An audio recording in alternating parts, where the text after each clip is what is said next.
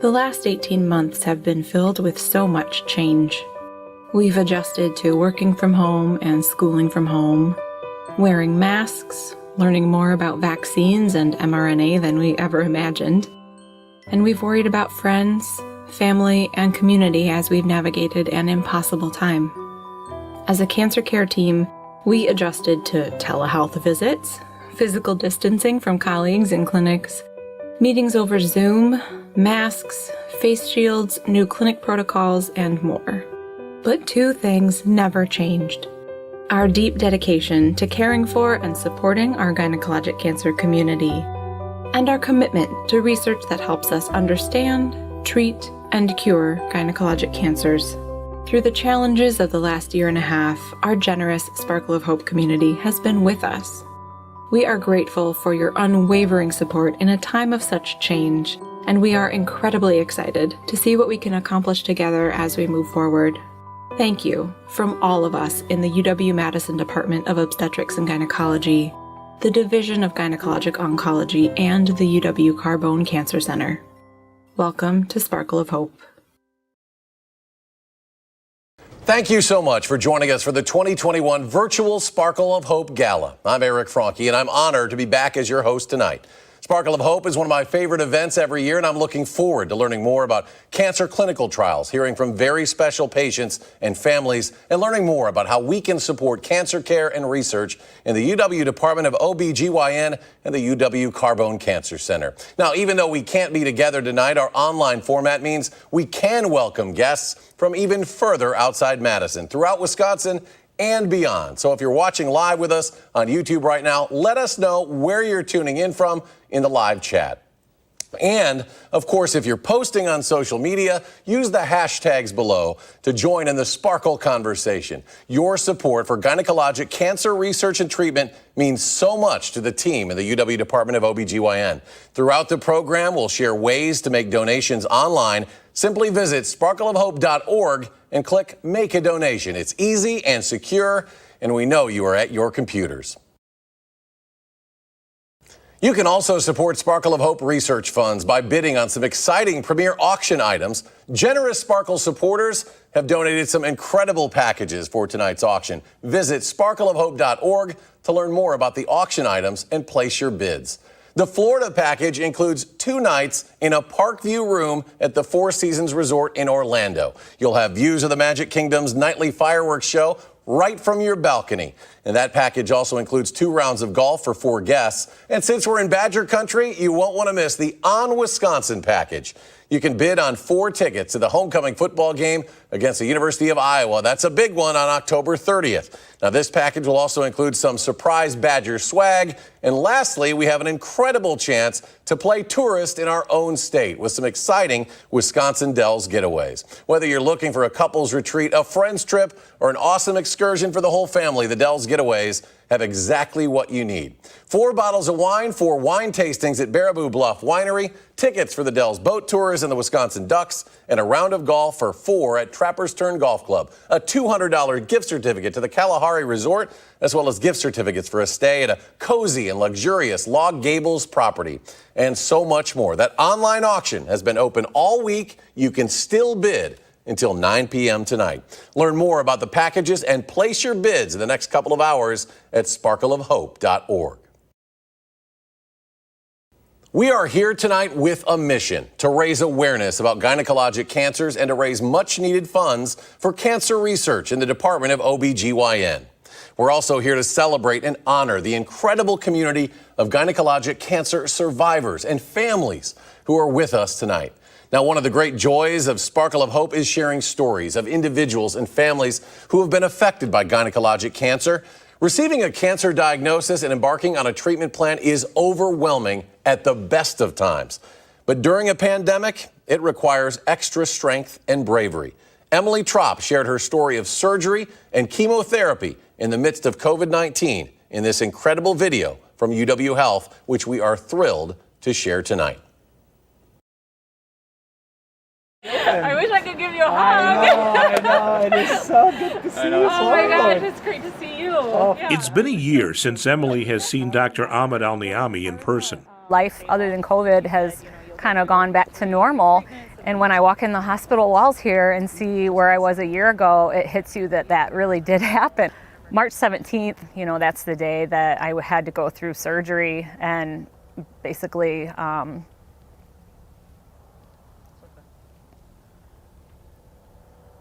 know, you didn't know like what was going to happen after surgery. Around Christmas time of 2019, Emily was diagnosed with stage 4 ovarian cancer. I thought I was going to die. But after coming to the UW Carbone Cancer Center, her outlook changed.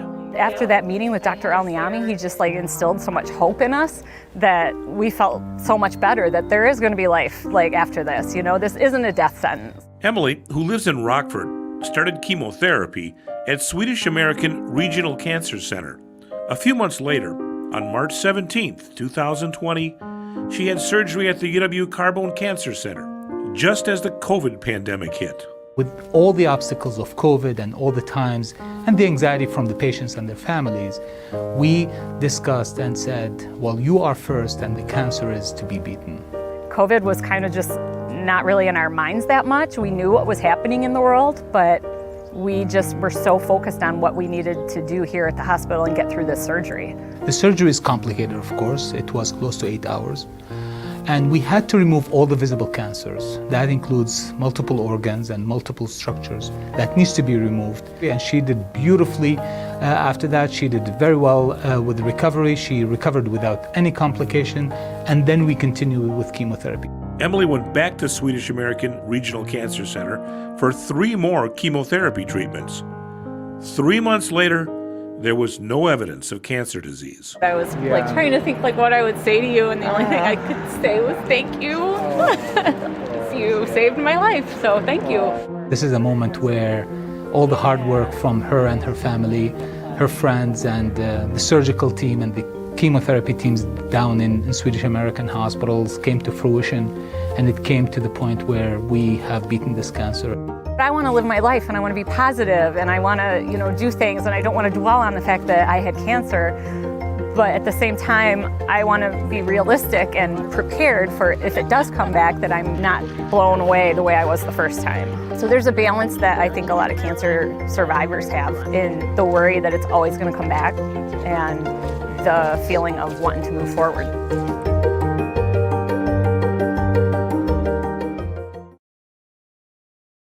Good evening, everyone. I'm Steve Rose, Director of the Division of Gynecologic Oncology in the UW Department of Ob-Gyn. I'm so grateful to everyone who's watching along with us tonight. I'd like to thank Eric Franke for landing his MC skills to Sparkle of Hope once again. Eric has been our MC for every single Sparkle, and this event would definitely not be the same without him. He and Channel 3 really help us to shine a spotlight on gynecologic cancer awareness in September. We are incredibly grateful for the support from Eric and Whisk TV. I know that for many of us, Sparkle of Hope is very personal. Every year, I look forward to spending time with the gynecologic cancer community, even in this virtual format. Each of us in the Division of Gynecologic Oncology appreciates this opportunity to talk about what we're doing to advance our understanding of gynecologic cancer prevention and detection, and make sure every patient who comes through our doors is getting the highest quality care. One of the most important ways we can learn more about GYN cancers and offer patients the latest care for their conditions is through clinical trials. Clinical trials can help us apply existing treatments to new cancer types, bring new medications out of the lab into patients for the first time, compare surgical interventions, and more. Trials are how we grow and advance medicine. In my years as Division Director, I have watched our clinical trials team expand the number and variety of trials available for patients at Carbone, bring in multi-center trials in collaboration with researchers across the country, and write and implement original trials at our university. In this next video, we'll hear from some of our department's clinical trials team about how clinical trials can make a difference for patients and families, goals for future growth, and how fundraising at Sparkle of Hope helps us maintain a strong platform for bringing more trials to Wisconsin.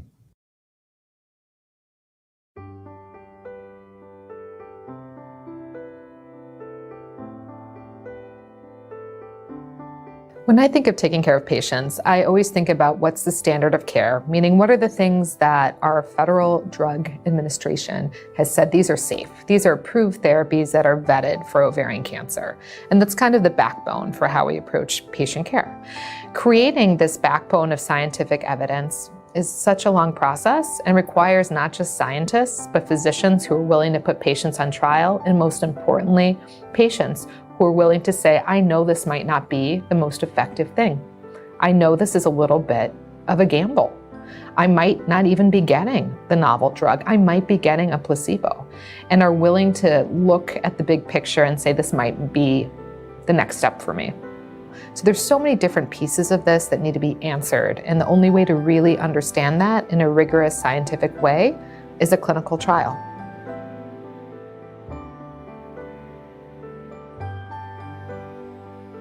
I have been very fortunate to work with many women and families in this role. For many, I think participating in a clinical trial is an opportunity to extend their lives and continue to do the activities that they enjoy doing with the people they enjoy doing them with. I have seen women who have been able to attend their child or grandchild's wedding or special occasion, women that continue to be able to work or raise their families. And I've seen women that have become disease-free and continue to live each day.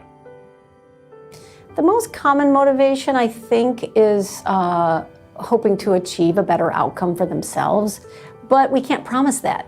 So some patients are actually enrolling in clinical trials in a more altruistic or communitarian kind of reason, and that is they want to contribute to science, and they want to contribute to discovery that might not help them, but might help a cancer patient 5 years from now.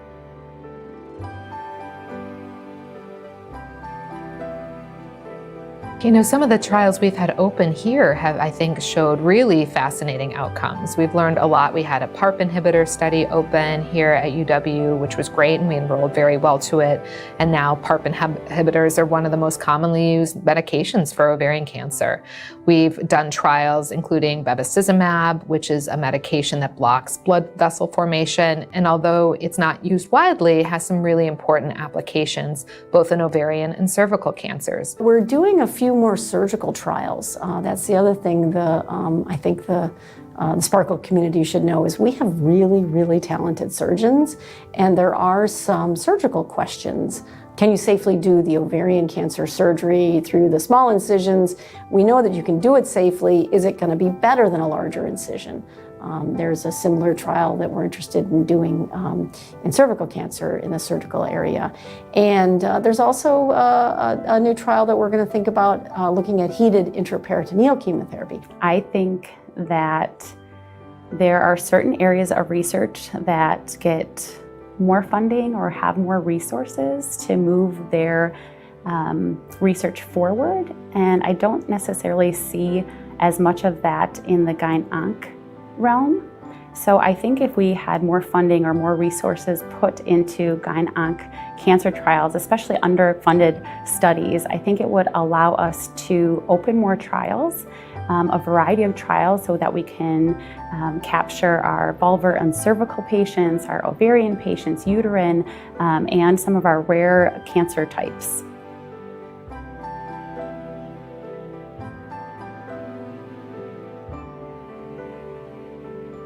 Oh my gosh, Sparkle of Hope is just so helpful for us and has been for many years. People are generous. People know that we might have an idea. I mean, this is a world-class university, and the cancer research community here is just robust. So Sparkle funds really help with pilot projects, help with our research team, faculty in our department, people that we're collaborating with in the Cancer Center to take new ideas and get some pilot data, get some initial data, so then we can turn around and write a grant to get a larger trial funded. For me, it's personally helped me fund some of my cancer prevention work. It's helped fund some of the surgical studies that we've done. It's actually helped fund many of our fellow research projects. So it's not just, it is very much clinical trials, it's also that pathway, right? Helping us ask the right questions, figure out how to safely intervene, and then bring that to our patients.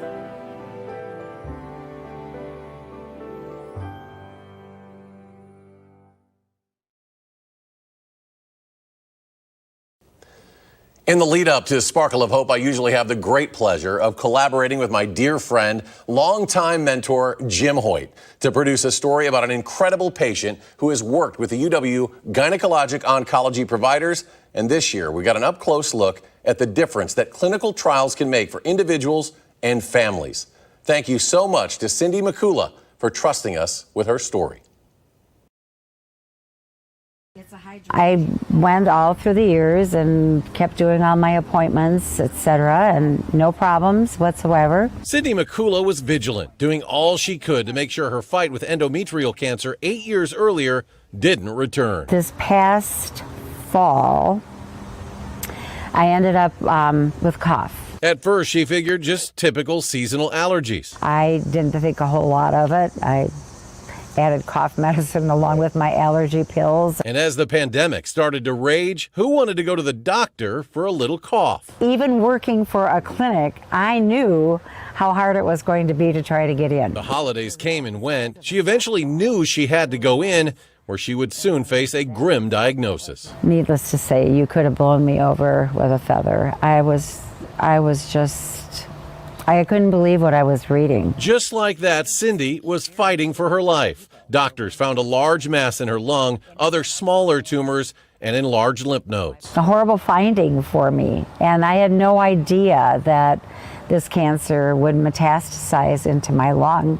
I thought I was free and clear. Facing a difficult road ahead, Cindy turned to the Ob-Gyn specialist at the UW's Carbone Cancer Center. We think that, some of those cells actually are somehow dormant or, somewhere in the system that they aren't active, they aren't growing. It's one of the fates of cancer patients. For many years later, they can still be concerned about a recurrence. As if the fight itself wasn't hard enough, COVID restrictions didn't make it any easier. I couldn't take anybody with me. So I was going to these appointments by myself, scared half to death. That's been super hard. In fact, I think that's one of the hardest things is when people couldn't bring people in. It was a time of uncertainty, both for patients and their caregivers. We basically would meet with people, and then we would get their family members either on the phone or on somebody's video on the telephone. And we had so many, what I would consider sort of like conferences, with a new patient, with their family listening in and being a part of it. So we just did everything we could to keep them involved. Overcoming one obstacle at a time, Cindy and her care team found a sparkle of hope in the form of a clinical trial. So it's chemotherapy plus. And this is what's called a phase 3 trial, where patients are getting state-of-the-art treatment, or they're getting something that's going to be that good or better. Persevering with a determined healthcare team, recent scans have revealed reasons for optimism. It showed that I was, my large tumor had shrunk from the size of the softball to, it's probably more like the size of a golf ball. Yeah, it's really been a pretty dramatic drop. She's moving into what's called the maintenance phase of the trial, which is, okay, we really beat it down, but now we're going to give it more drugs to see if we can get it to shrink more. My cough is gone. It has been gone for several months. I just don't have any problems with breathing and getting around. Fast forward to now, this mom, wife, and grandmother still has plenty to do and people who need her here. She's done great. She's just a real amazing person, and she's got a great family supporting her. There's just lots to do. I wanna keep on going.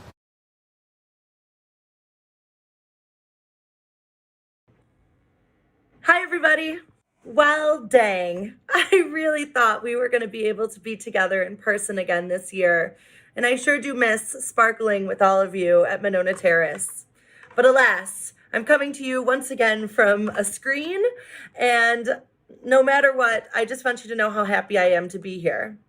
As much as I wish we could hug each other and look at the decorations and have a glass of wine at Monona Terrace, being virtual does actually open up some amazing opportunities, as we learned last year. First of all, tonight we are joined by families and patients from hundreds of miles away Madison in each direction. Last year, women who understand firsthand just how important this work is were able to tune in online from home from all over the area to learn about research and advancements in the field of gynecologic oncology. That was a pandemic silver lining. And we know many of those folks are with us again tonight, and many new first-time attendees as well. And we are so thrilled to be able to share our updates and developments with so many of you. Welcome and thanks for being here. Secondly, we learned we can still raise a remarkable amount of money for cancer research virtually. Even though we weren't together last year, people just like you were inspired to give. Your support meant so much to our Gynecology team in the middle of what was a horribly difficult year and a half, still is. I know tonight we'll keep our momentum going. You prevented us from taking any setbacks in our research or going backwards at all. And you were the inspiration and energy we need and we continue to need to make progress on curing these horrible diseases. So thanks so much for agreeing to join us virtually once again this year. And gratitude is always the number one reason I join you at Sparkle of Hope, to thank our donors and sponsors and people just like you that care about our mission. Tonight, I'm also happy to remind you of our online auction. You can still bid until 9 p.m. tonight, so don't forget to take a look. The link is in your chat right now. As Eric mentioned, we have 2 amazing Wisconsin Dells packages ready for fun for the whole family. Everything from wine tours to boat rides to Trapper's Turn golf passes, spa dates, the Kalahari, beautiful Log Gables lodging. Check it out. There's fun for the whole family and lots of good reasons to leave the house in the year ahead. Perhaps you're looking for something a little further away. Thanks to our friends, the Jenses, we have a beautiful trip to Orlando where you can make the Four Seasons Resort your home away from home, including rounds of golf. You'll literally be on the steps of Disney World. It's really cool. Make sure you check it out. Finally, we have wonderful homecoming Badgers tickets versus Iowa this year. It includes a parking pass and a bunch of really great gear for you and the whole family. So you can't say you don't have anything to wear to the big game. Please take another moment and take a look. Consider giving. All the money from this auction goes to research, so it's really wonderful. And even though there will only be 4 auction winners tonight, I am here to offer a way for everyone to feel like a winner. And that's because it's the time in the evening where I ask you to consider giving back, either a first-time gift or perhaps something a little extra tonight. It makes sure that tonight's Sparkle is a success. Here at UW Carbone Cancer Center, we diagnosed over 1,000 women last year alone with gynecologic cancers. This is a battle that we have not won yet. Women's health continues to be underfunded, understudied. But here at UW, we are taking up the call. As you saw tonight, we are doing better by women and increasing our efforts every day in our search for cures. Sparkle of Hope has made our work possible. Over the past 12 years, over $1 million from this event alone has gone to research to defeat these diseases. Every single dollar, no matter how big or small, makes a difference. This year, I'm giving extra and asking my friends and family to do the same. It has been a particularly heart-wrenching year in the ovarian cancer community. One of the most amazing things about my job is I get to meet patients and families on their cancer journey and get to know them, love them. It's also one of the hardest things about my job. Unfortunately, this year, we lost some really remarkable women who were leaders in the survivor community and personal heroes of mine. Our greatest collective heartache came this July when we lost our friend Stephanie Herfel. For those that knew her, her sparkle was the brightest and the best. She was a longtime member of our Sparkle of Hope committee. Her and her husband Jim and their wonderful family were constant attendees, donors, supporters, and they inspired entire ballrooms of us for years. They continue to inspire us. Her advocacy and dedication were unparalleled, whether it was serving on the Sparkle of Hope committee with us or as part of the board of directors for the Wisconsin Ovarian Cancer Alliance. She wanted to make sure that women who were diagnosed with ovarian cancer felt supported and part of a community. She inspired us all, and she was taken from us too soon. Tonight, I am giving my extra contribution in Stephanie's honor, because I know she would want nothing more than us to continue to fight for a cure. We love you, Stephanie. We miss you tonight. So thank you, everyone that has made donations, that are using the link in the chat to continue to make donations, and especially those of you that continue to give year after year, again and again, every time we ask you. We wouldn't do it if it wasn't so important. Thank you again. It's my pleasure to address you. I can't wait to see many of you as soon as we can be together in person. And please stay in touch. We love hearing from our Sparkle family. Thank you for everything. Stay safe. Bye-bye. As we're wrapping up an incredible evening of celebration, I think we need to acknowledge a somewhat bittersweet transition. Some of you may know that Dr. Laurel Rice, our UW OB-GYN department chair, has announced her retirement. Throughout her career, Dr. Rice has been such a strong fighter for women's health research and research funding. She is an outspoken champion for funding equity for gynecologic cancer. During her time as president of the American Gynecologic and Obstetric Society, she launched the Women First Research Coalition, a unifying cross-specialty effort advocating for enhanced NIH support for women's health research. And when she served as president of the Society of Gynecologic Oncology, she used her platform to focus on mentorship and growth of diverse clinician scientists in oncology across the country. Locally, we have been so blessed to be the beneficiaries of her energy and passion at the UW and in the Division of Gynecologic Oncology. Dr. Rice, we are forever grateful for your commitment to women's health. And even though you're retiring, I know that you'll continue to be a powerful advocate for health equity and women's health care.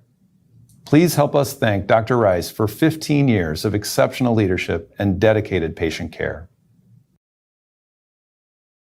Congratulations to Dr. Rice. It has been a pleasure to get to know you through these many years of Sparkle of Hope.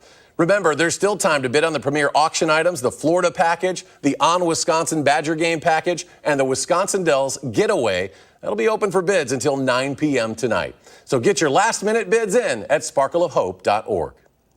Now I'd like to take a moment to thank the sponsors for tonight's event. Their contributions, of course, make a world of difference in GYN cancer research. Please join me in thanking the following: Eric Jacobson and Christina Lightborn, the UW Department of Obstetrics and Gynecology, and the physicians in the Division of Gynecologic Oncology, our friends Scott and Cheryl Jens, Clovis Oncology, Mary and Tom Klein, Ann Bowles, the Wisconsin Ovarian Cancer Alliance, Jim and Cindy Hoyt, the Marcos Foundation, Diane and Terry Craney, the UW Department of Urology, and Carol and Tom Kabalka. This event also would not be possible without the hard work of the Sparkle of Hope Committee and the wonderful Department of OB-GYN staff. And of course, thank you to everyone who joined us this evening. Your dedication to Sparkle of Hope has funded so much exciting research over the years, and we couldn't do it without you. Thanks for watching along with us. Be safe, be well, and good night.